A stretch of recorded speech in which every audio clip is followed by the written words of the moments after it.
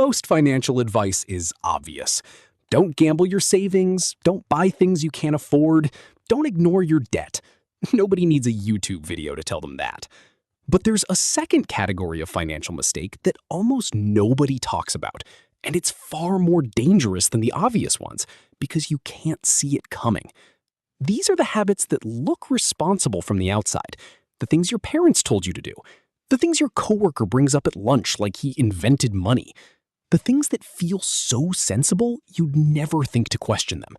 And some of them are quietly costing you more than the irresponsible stuff ever would. Today, we're going through 7 of them, not to make you feel bad about doing them, but because once you see the mechanic behind each one, you can't unsee it. And the people who catch these early build wealth significantly faster than the people who spend decades doing all the right things in the wrong order. My name is Josh, and I spend a probably unhealthy amount of time thinking about why smart, careful people stay stuck financially. Subscribe if that's the kind of thing you want more of, and hit the thumbs up if this one earns it by the end. Number 1. Paying off your low-interest debt as fast as possible. This one feels so virtuous, it almost hurts to question it. Debt is bad. Paying it off is good. Faster is better. That's the whole moral framework most of us grew up with. But here's what that framework misses. Not all debt is the same, and the interest rate is the only number that actually matters when you're deciding where to send extra money.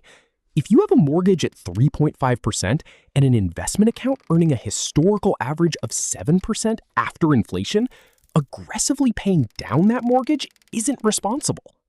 It's expensive. Every extra dollar you throw at a 3.5% debt is a dollar that could have been compounding at 7% instead. Over 20 years, that difference isn't small. On $50,000 of extra payments, the opportunity cost can exceed $30,000 in lost compounding. The rule is simple, even if it feels uncomfortable. If your debt's interest rate is lower than your expected investment return, invest first. Pay the minimums on the debt and let compounding do the rest. The exception is high-interest debt, anything above 7 or 8%, which should absolutely be paid aggressively. But conflating all debt as equally bad is a habit that costs disciplined people a significant amount of money every single year. Number 2.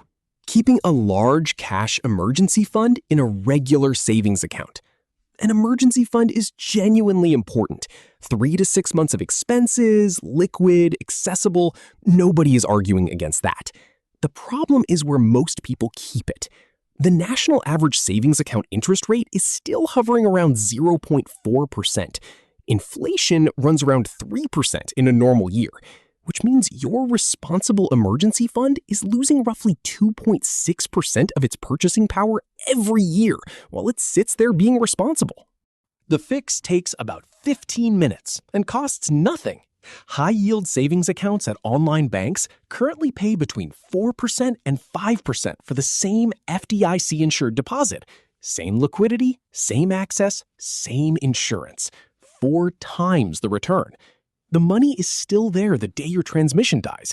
It just didn't silently shrink for 2 years while it waited for that moment. Keeping your emergency fund in a standard savings account isn't cautious. It's just uninformed, and it's an easy fix. Number 3. Never carrying any credit card balance, but also never using credit cards at all. This one surprises people. There's a version of credit card avoidance that makes complete sense, which is if you have a history of overspending on credit, keeping it simple with a debit card is genuinely the right call for your situation. But for people who don't have that problem and are avoiding credit cards purely out of principle, you're leaving a meaningful amount of money on the table every year. Travel rewards cards, cashback cards, and points programs can return between 1.5% and 5% on everyday spending for people who pay their balance in full every month. On $3,000 a month in regular expenses, that's between $540 and $1,800 a year in rewards for doing nothing differently. The behavior that makes credit cards dangerous is carrying a balance. The behavior that makes them profitable is treating them exactly like a debit card and paying them in full every single month. One of those behaviors costs you 22% interest. The other one pays you 2% back. They look identical from the outside. They are not the same thing. Number 4, always buying used to avoid depreciation. Buying used is generally smart, and for most people and most purchases, it absolutely is the right call. But the depreciation argument, the one that says a new car loses 20% of its value the moment you drive it off the lot, is sometimes used to justify buying a used item that turns out to be more expensive than the new version when you factor in total cost of ownership. A used car that needs $4,000 in repairs in the first 2 years of ownership didn't save you money compared to a slightly newer, certified pre-owned vehicle with a warranty. A used appliance that runs 40% less efficiently than a modern Energy Star equivalent costs you more in electricity over 5 years than the price difference between them. The principle behind buying used is sound. The point is to minimize total cost over the life of the item, not just the sticker price on day one. Run the full math before assuming used always wins, because sometimes it doesn't, and that assumption costs people money quietly over years of ownership. Number 5, maxing out your 401k before anything else. This one is going to feel controversial because maxing your 401k is good advice in a lot of situations, but it's not universally the best first move, and treating it like a moral obligation before thinking about the specifics can actually slow your wealth building down. Here's why. 401k contributions are locked until age 59 and a half, with a 10% penalty for early withdrawal. If you're building toward financial independence before traditional retirement age, putting every investable dollar into an account you can't touch for decades without a penalty isn't optimal. A taxable brokerage account is more flexible, more accessible, and for a long horizon investor, nearly as tax efficient when you account for long-term capital gains rates. The order that actually makes sense is this: contribute enough to your 401k to capture any employer match. That's free money and always the first move. Then fund a Roth IRA if you're eligible. Then return to the 401k if you have more to invest. Then a taxable brokerage for anything beyond that.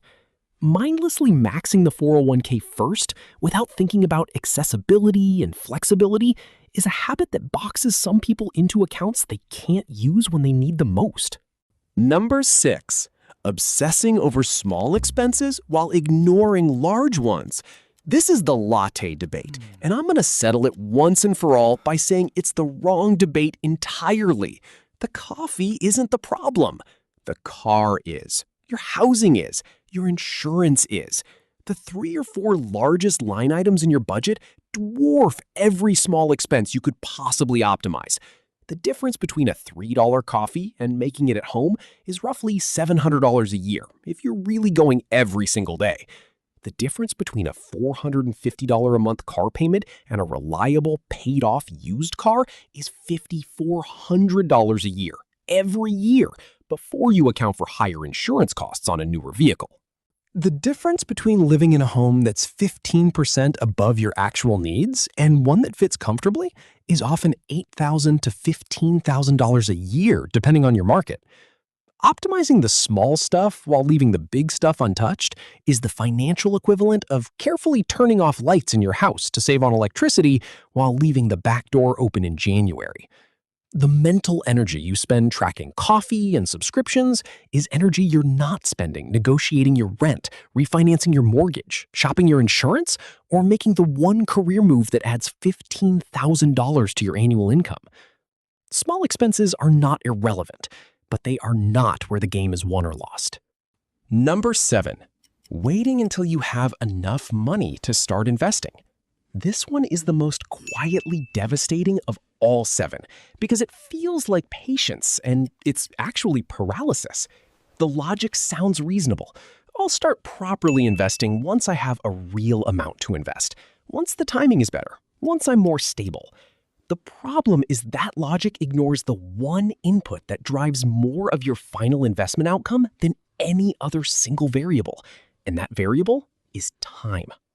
A person who invests $200 a month starting at 25 will almost always end up with more money at 65 than a person who invests $500 a month starting at 35, despite putting in significantly less total money. The math is that lopsided. The 10-year head start compounds into an insurmountable advantage over time because compound interest doesn't care how much you put in. It cares how long it has to work. Waiting until you have more to invest is the one decision that genuinely cannot be undone. You can earn more money. You can cut expenses. You can switch to better accounts and better funds. You cannot buy back the years you spent waiting. Whatever your current number is, even if it's $50 a month, start now and adjust upward as your situation improves. The cost of waiting is always higher than the cost of starting small. Here's the through line connecting all 7 of these. None of them are stupid. Every single one made sense in some context, at some point, for some version of personal finance advice. The problem is that good-sounding rules applied without thinking about the specific math of your specific situation can cost you more than just ignoring them would. The goal isn't to follow the responsible-sounding habits. The goal is to build wealth. And sometimes those two things require different decisions than the ones everyone around you is nodding along to.